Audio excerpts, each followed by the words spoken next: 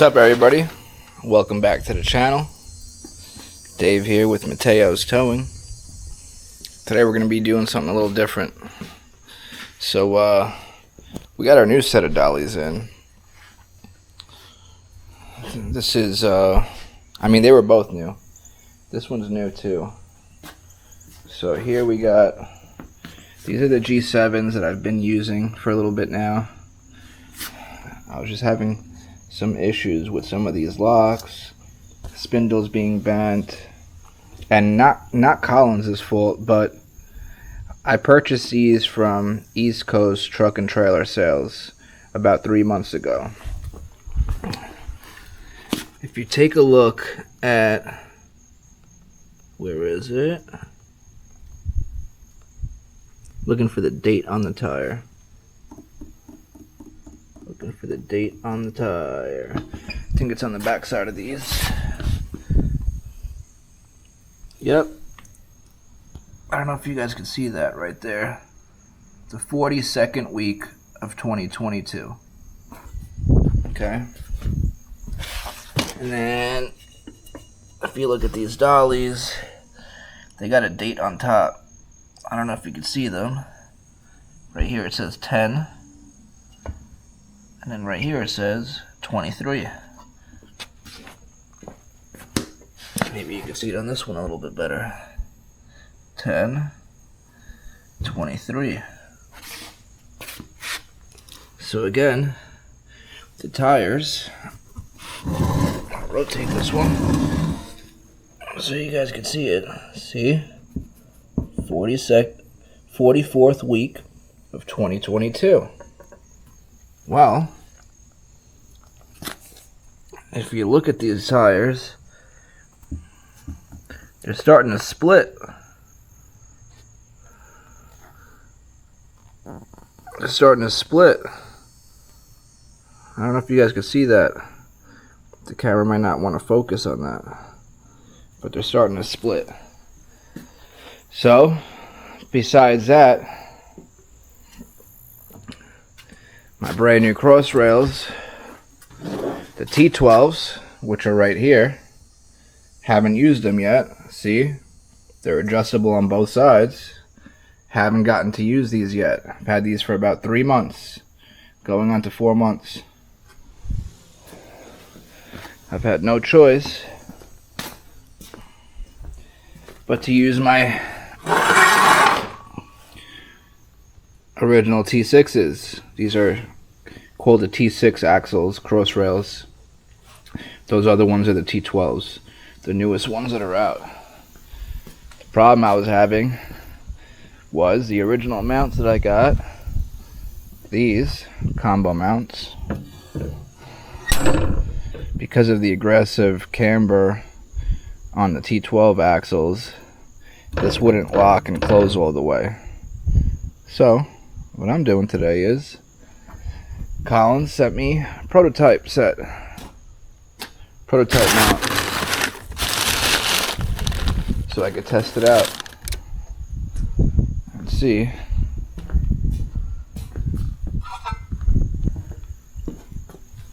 if these are going to work with those T12 cross rails. So I'm going to set you guys down, and we're going to find out together.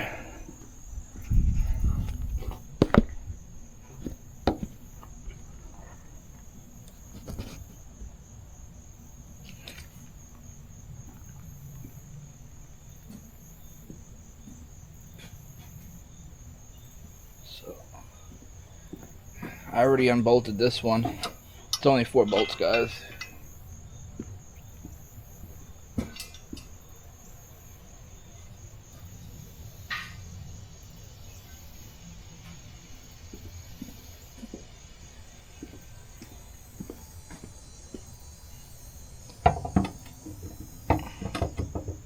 Just line the bolt holes up. I make sure that the bolts that I pull out go back into the same exact spot. So if this came out of this hole, I'll put it right back in here. because all this has is riveted threads in it. You don't want to break those loose from the body, because then it's going to be a pain. It's going to be a two-person job.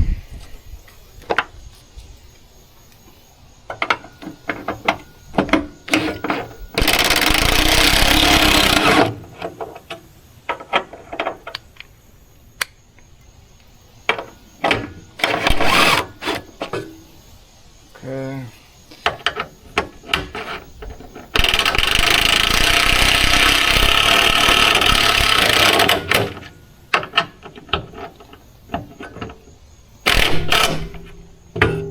Now don't tighten them with the impact. Tighten them by hand. I'm running them down with the impact. So now I will get my ratchet.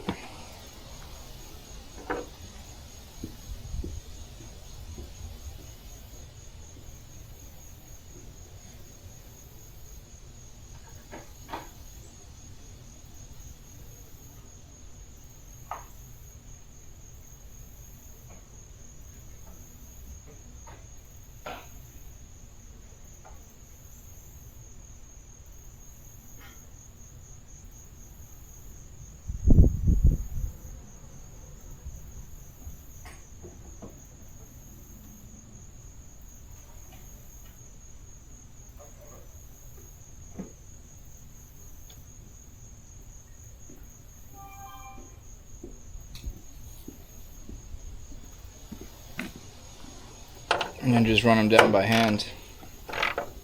Don't over tighten them. They just got to be snug. That's all.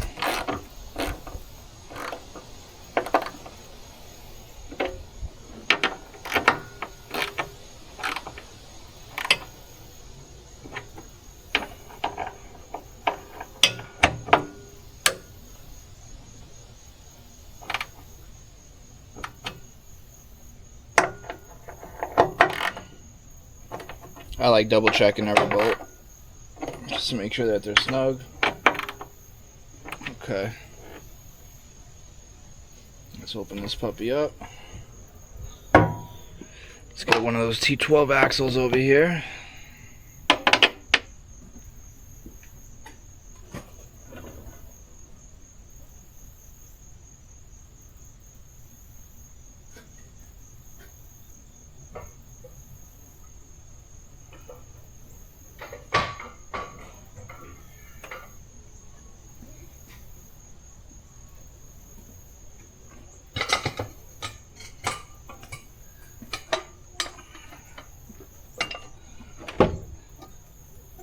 Let's see.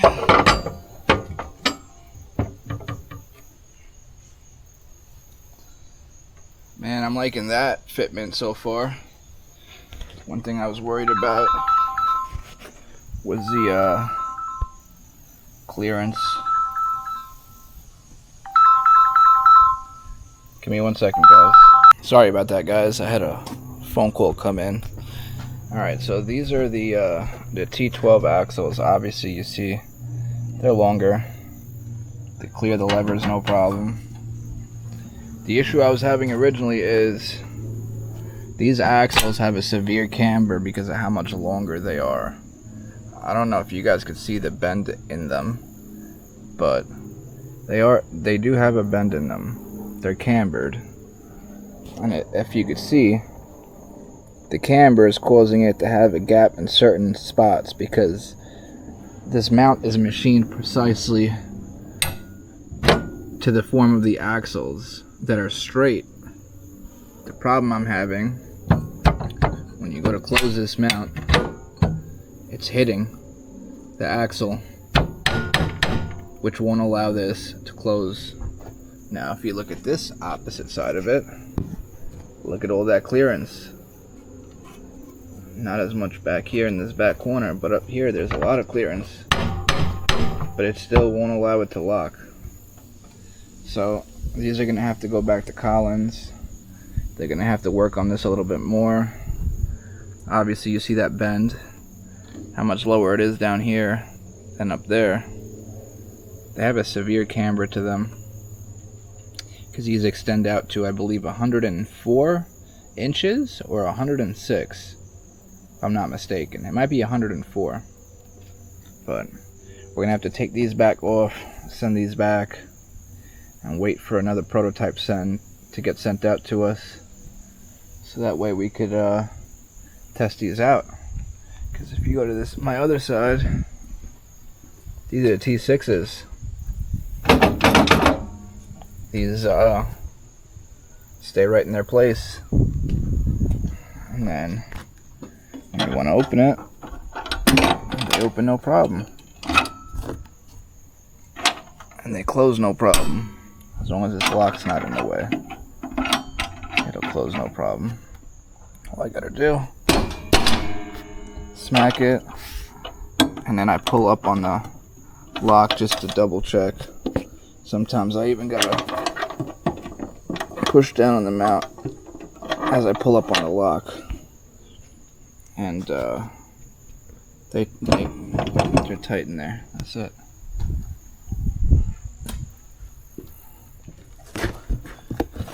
This is the part number.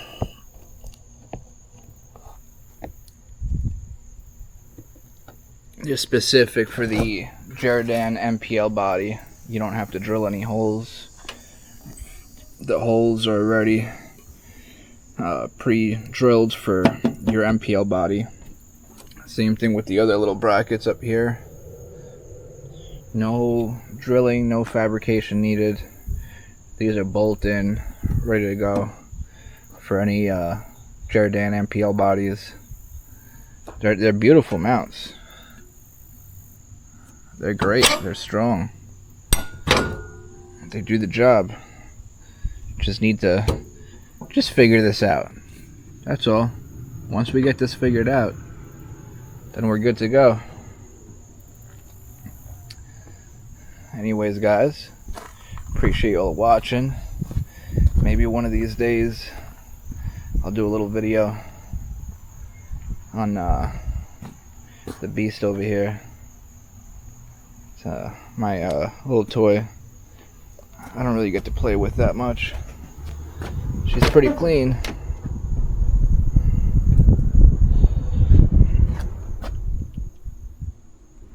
I'm sure some of you guys are probably, oh, look at me.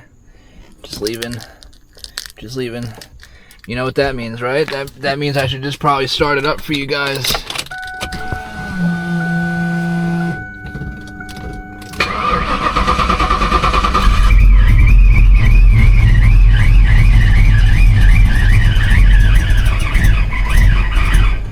First start, it doesn't like it. Second start, always fires up.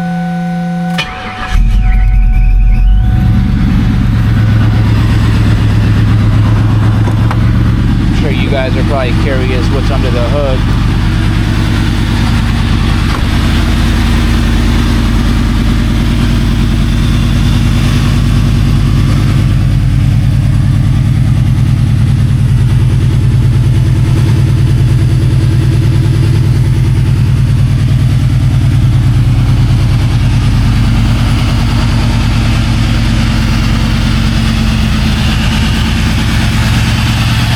Dirty, she's been sitting.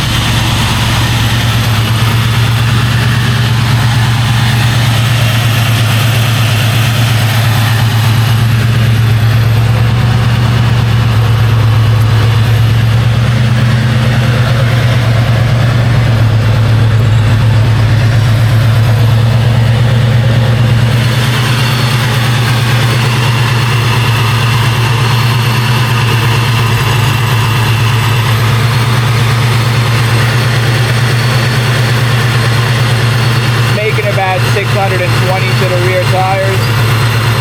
It's got methanol injection, supercharged.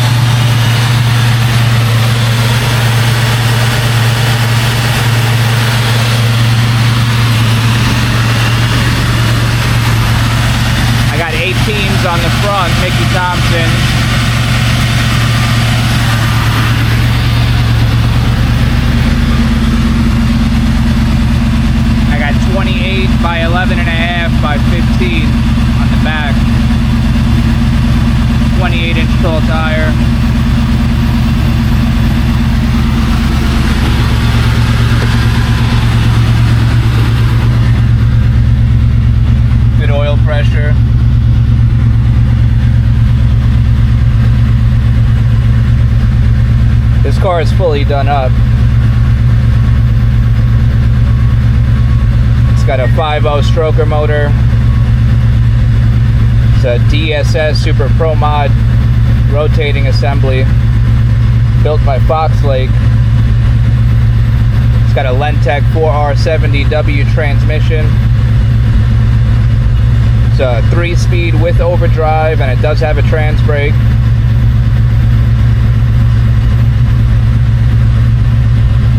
It is a drop-top convertible. It does have 85,000 original miles on it.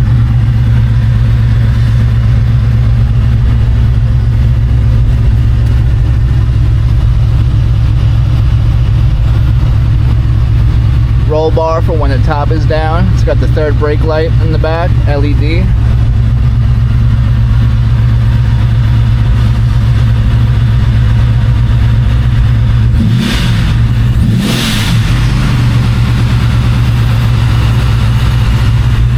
It's a fun car for sure. Maybe one of these days I'll take you guys out for a spin. I'll do a video on it. Let me know what you guys think down in the comment section below.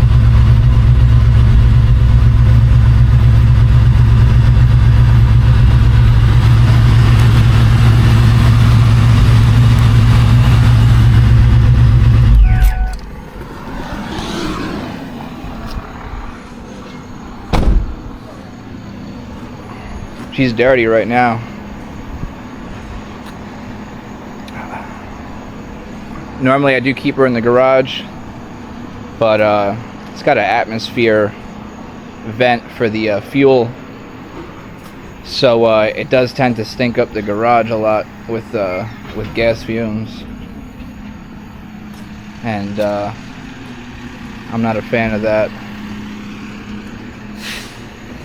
So the plan is to swap the fuel tank out in it and do a Cobra fuel tank.